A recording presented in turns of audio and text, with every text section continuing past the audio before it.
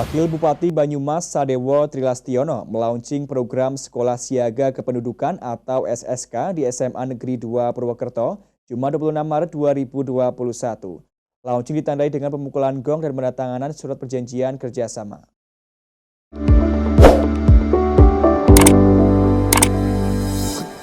Dinas Pengendalian Penduduk Keluarga Berencana Pemberdayaan Perempuan dan Perlindungan Anak atau DPP KBP 3A Kabupaten Banyumas menunjuk SMA Negeri 2 Purwokerto menjadi pelopor sekolah siaga kependudukan di Kabupaten Banyumas. Launching sekolah dilakukan oleh Wakil Bupati Banyumas Dr. Andes Sadewo Trilastiono, ditandai dengan pemukulan gong dan penandatanganan program pembangunan keluarga kependudukan dan keluarga berencana atau Bangga Kencana antara DPP KBP 3A Suyanto SHM Hum dengan Kepala SMA Negeri 2 Purwokerto Dr. Andes Caraka Cunduk Karsadi MPD. Wakil Bupati Banyumas mengapresiasi jajaran DPP KBP 3A beserta jajarannya. Dengan adanya sekolah siaga kependudukan akan menguatkan tekad dan komitmen semua pihak dalam melaksanakan pembangunan, khususnya di bidang kependudukan, keluarga berencana, serta pembangunan keluarga di Kabupaten Banyumas. Sadewo menjelaskan jika saat ini program kependudukan, keluarga berencana, dan pembangunan keluarga atau KKBPK, utamanya pengendalian jumlah penduduk menjadi sangat penting. Hal ini dikarenakan pertumbuhan penduduk menjadi salah satu faktor dan indikator tercapainya kesejahteraan masyarakat. Jika pertumbuhan penduduk tidak terkendali, maka pertumbuhan ekonomi dan pembangunan yang dicapai tidak akan memberikan dampak positif yang signifikan bagi kesejahteraan masyarakat. Demikian hanya dilihat dari sisi sosial, kesehatan, dan pendidikan. Jumlah penduduk yang terlalu besar akan menimbulkan banyak permasalahan, mulai dari masalah pemukiman, kesehatan, lapangan kerja, dan keamanan, serta berbagai masalah sosial lainnya. Kepala DPP KBP 3A Suyanto menjelaskan, sekolah siaga kependudukan adalah sekolah yang mengintegrasikan pendidikan kependudukan dan keluarga berencana ke dalam beberapa mata pelajaran sebagai pengayaan materi pembelajaran. Di dalamnya, terdapat pojok kependudukan sebagai salah satu sumber belajar peserta didik. Hal itu sebagai upaya pembentukan generasi berencana agar guru dan peserta didik dapat memahami isu kependudukan dan guru mampu mengintegrasikan isu kependudukan ke dalam pembelajaran. Di dalam sekolah tersebut, ada pojok kependudukan sebagai salah satu sumber belajar bagi para peserta didik dalam membentuk generasi keluarga berencana serta dapat memahami isu kependudukan. Hari ini, tanggal 26 Maret 2021, telah diadakan launching SSK tahun 2021 yang diperuntukkan, yang sasarannya adalah semua SLTP, semua SLTA yang ada di Kabupaten Banyumas. Namun dalam pelaksanaannya memang dimulai oleh SMA 2. Selanjutnya dari SMP, SLTA nanti akan menyusuli.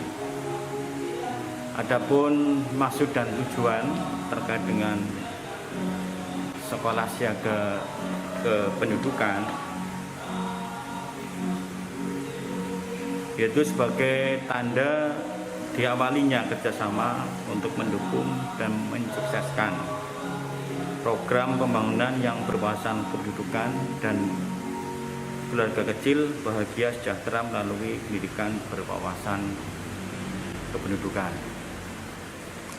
Lalu yang kedua, terwujudnya peningkatan kompetensi dan kapasitas wawasan kependudukan dan keluarga berencana serta pembangunan keluarga bagi pendidik, peserta didik, dan tenaga pendidikan sebagai bekal untuk mengantisipasi tantangan kependudukan, keluarga berencana, dan pembangunan keluarga di masa yang akan datang, yang gunanya untuk mendukung pelaksanaan program pendidikan keluarga berencana dan pembangunan keluarga. Ini maksud dan tujuannya dengan adanya SSK yang sasarannya adalah sekolah siaga kependudukan. Yang pertama, pemahaman kesehatan produktif atau mungkin kesehatan reproduktif kepada remaja. Yang kedua, pendewasaan usia perkawinan. Ketiga, penurunan angka kematian ibu dan bayi. Keempat, pemahaman konsep keluarga kecil dan pembangunan keluarga. Dan yang kelima, peningkatan kualitas pendidikan usia produktif. Ini sasaran yang nantinya untuk bisa ditindaklanjuti oleh semua sekolah yang ada di Kabupaten Banyumas, khususnya SLTP dan SLTA. Untuk launching hari ini yang pesertanya siapa aja, Pak? Untuk launching hari ini memang ada dua yang mungkin langsung, yaitu diikuti oleh kepala sekolah SLTP, SLTA yang ada di Kota Purwokerto, sedangkan yang di luar Kota Purwokerto melalui virtual. Sementara itu, Kepala Cabang Dinas Pendidikan Wilayah 10 Provinsi Jawa Tengah, M. Tohar mengatakan, prinsip Sekolah Siaga Kependudukan atau SSK adalah dan mengintegrasikan materi pendidikan kependudukan ke dalam mata pelajaran sesuai dengan pokok bahasan. Jadi, SSK ini bukan merupakan mata pelajaran baru sehingga tidak akan menambah jam pelajaran dan tidak mengganggu kegiatan belajar mengajar. Namun dengan adanya pengintegrasian materi pendidikan kependudukan ini, diharapkan akan mempertajam materi yang dibahas atau melalui mata pelajaran muatan lokal sesuai ketentuan yang berlaku. Kami dari Cabang Dinas Pendidikan Wilayah 10, Dinas Pendidikan dan Kebudayaan Provinsi Jawa Tengah tentunya yang pertama menyampaikan selamat ya kepada SMA Negeri 2 Purwokerto yang di launching pertama di Kabupaten Banyumas untuk mengimplementasikan Sekolah Siaga Kependudukan. Tentunya harapan kami selaku Kepala Cabang Dinas Pendidikan dan Kebudayaan yang membawai tentang SMA SMK setelah di launching ini segera diikuti oleh SMA, SMK baik negeri maupun swasta di Kabupaten Banyumas, sehingga program pemerintah khususnya dari BKKBN ini bisa diimplementasikan dengan baik yang pada akhirnya masalah-masalah kependudukan ini bisa dipahami dengan anak-anak kita, generasi muda, yang pada akhirnya generasi muda itu bisa menunda perkawinan, bagaimana memahami gender dengan baik, reproduksi sehat dengan baik, yang pada akhirnya nanti bisa membentuk keluarga yang sejahtera. Saya kira itu, Pak. Sedangkan Kepala SMA Negeri 2 Purwokerto, Caraka Cundukarsadi mengatakan, SSK di sekolahnya secara nyata sudah diprakteknya sejak berdirinya Pusat Informasi Remaja 5 tahun lalu. Namun, secara administratif baru dilaksanakan sekarang.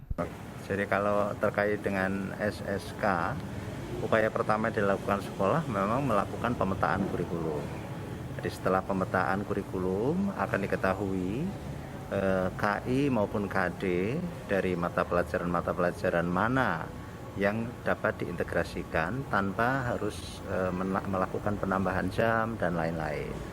Nah, model-model semacam ini memang ideal di pendekatan sekolah dengan kebutuhan-kebutuhan nyata di masyarakat. Dengan cara begini, sekolah tidak jauh dari lingkungan masyarakat ya. Masalah-masalah ada di dalam masyarakat terjawab melalui bangku-bangku di kelas. Kemudian selanjutnya memang harus dibentuk pojok kependudukan supaya apa?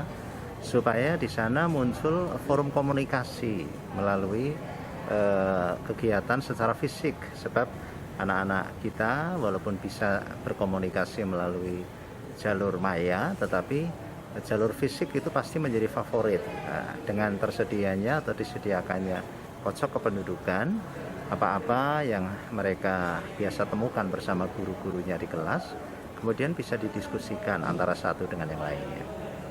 Itu yang utamanya harus segera dilakukan di sekolah. Rencana kapan diimplementasikannya, dipraktekkan pembelajarannya? Pada prinsipnya, pelaksanaan SSK itu, kalau kami itu adalah tindak lanjut dari program PIKR.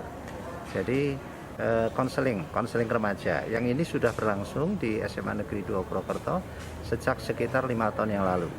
Di dalam program PIKR itu antara lain memang masalah-masalah yang terkait dengan kependudukan, Sehingga kalau non formal, apa-apa yang biasa dilakukan oleh tim di Pick Air sebenarnya sudah menyangkut yang dilakukan di SSK.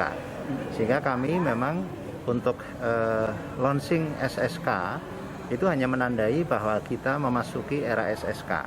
Tetapi sebenarnya program yang terkait dengan kependudukan sudah berlangsung sejak kami melaunching atau melaksanakan Pick Air. Keberadaan sekolah siaga kependudukan diharapkan dapat menciptakan generasi berencana untuk menekan maraknya permasalahan remaja, antara lain seputar seksualitas, persoalan HIV/AIDS, penyalahgunaan narkoba dan rendahnya pengetahuan tentang kesehatan reproduksi, serta usia perkawinan yang relatif masih muda. Dengan memahami permasalahan diharapkan mereka mampu mengatasinya. Pemirsa, keberadaan sekolah siaga kependudukan diharapkan dapat menciptakan generasi berencana untuk menekan maraknya permasalahan remaja, antara lain seputar seksualitas, persoalan HIV/AIDS, penyalahgunaan narkoba dan rendahnya pengetahuan tentang kesehatan reproduksi, serta usia perkawinan yang relatif masih muda. Dengan memahami permasalahan diharapkan mereka mampu mengatasinya. Terima kasih atas perhatian Anda, sampai jumpa dan salam genre.